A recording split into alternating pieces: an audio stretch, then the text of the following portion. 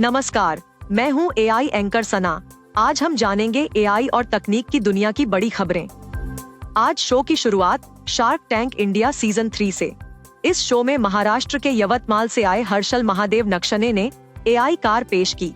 इनकी वेबसाइट का नाम www.aicars.in है। उन्होंने शो में शार्क्स को बताया कि एक इलेक्ट्रिक व्हीकल होम नेटवर्क में चार्ज होने में 5 से 7 घंटे का वक्त लेती है और डीसी सुपर स्टेशन पर चार्ज होने में 1 से 2 घंटे का वक्त लेती है। इतना वक्त देने के बाद भी हमें 300 से 500 किलोमीटर की ही रेंज मिल पाती है, लेकिन उनकी एआई कार 3 से 5 मिनट के रिफ्यूलिंग टाइम में 1000+ किलोमीटर की रेंज देती है। उन्होंने शार्क्स को कार में बिठाकर एक राइड भी करवाई। हर्षल ने बताया कि उन्होंने अपनी टीम के साथ मिलकर घर के पीछे एक छोटे से गैराज में इसे तैयार किया है, और वो भी बेसिक टूल्स की मदद से। इसमें खर्च आया है 60 लाख रुपए का। इस कार के एआई बेस्ड एल्गोरिदम की वजह से इंडियन रोड्स पर खुद ब खुद चलने के लिए भी इसे डायरेक्ट कर सकते हैं। उन्होंने शार्क्स से 4% इक्विटी के बदले 2 करोड़ रुपए मांगे। ये कार ऑटोनॉमस ड्राइव में 300 किलोमीटर चली है। शार्क्स ने उन्हें ड्राइविंग के वक्त कार के सामने आई मुश्किलों के बारे में पूछा। जब शार्क्स कार की राइड ले रहे थे तब ऐसा भी वक्त आया जब कार चढ़ाई के वक्त पावरफुल नहीं दिखी, और कहा कि दुनिया में गूगल और टेस्ला जैसी कंपनियां लाखों किलोमीटर अपनी गाड़ियों को चला चुकी हैं और उनके पास लाखों का डेटा है। इस कार से वो कैसे कम्पीट कर पाएंगे।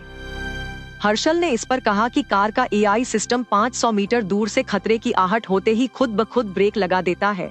तब शार्क्स ने कहा कि सारी प्रॉब्लम एक स्टार्टअप से ही क्यों वो सॉल्व करना चाह रहे हैं, और 2 करोड़ की फंडिंग से इस कंपनी का कुछ नहीं होने वाला। असेंबली लाइन बनाने, ब्रांड तैयार करने के लिए $1 बिलियन चाहिए। हर्षल को शो में फंडिंग नहीं मिली। शार्क टैंक इंडिया सीजन 3 में एआई से जुड़ा एक और प्रोडक्ट दिखाई दिया। इसका नाम है Appliance.ai। इसके फाउंडर्स हैं मोहित और महक। उन्होंने बताया कि ये एक पर्सनल कुकिंग असिस्टेंस है।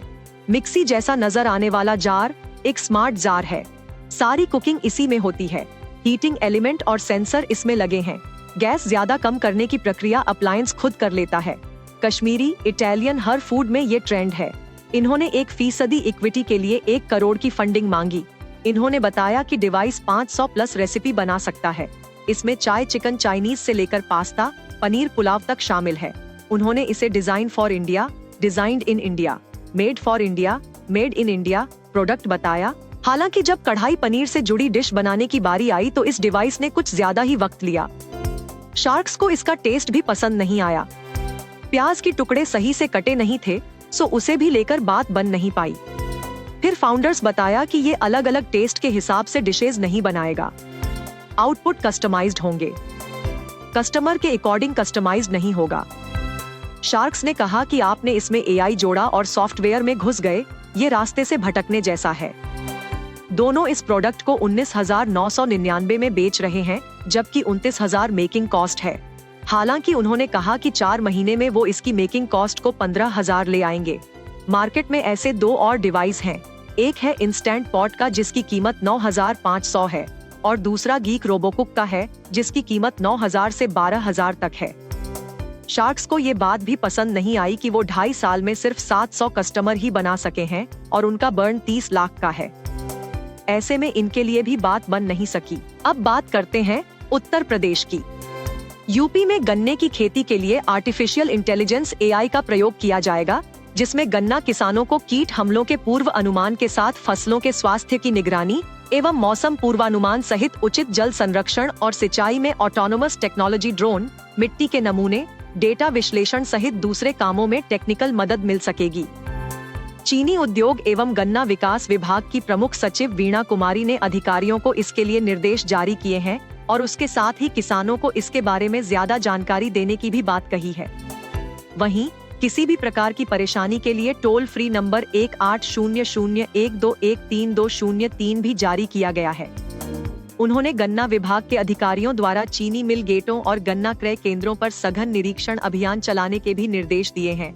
यूपी में किसान 120 चीनी मिलों द्वारा लगभग 574 लाख टन गन्ने की पेराई करते हैं। आर्टिफिशियल इंटेलिजेंस की मदद से गन्ने की पैदावार ज्यादा हो सकेगी और किसानों को भी लाभ मिल सकेगा। इसके साथ ही गन्ना खरीद में प्रयोग होने वाले सॉफ्टवेयर में गड़बड़ी पाए जाने वाले के खिलाफ कठोर कार्यवाही की बात कही है। गन्ने की खेती में आर्टिफिशियल तकनीक का इस्तेमाल करने से फसल में कीट हमले की जानकारी पहले ही मिल जाएगी। वहीं इससे मौसम का पूर्वानुमान पता चल जाएगा। इसके अलावा इस तकनीक के प्रयोग से जल सिंचाई, मिट्टी के नमूने की जांच और फसलों की रोपाई समेत कई तरह की मदद मिलेगी। आपको ये पेशकश कैसी लगी, हमें कमेंट सेक्शन में जरूर बताएं। ऐसी ही स्टोरीज और अपडेट्स पाने के लिए सब्सक्राइब करें आज तक AI।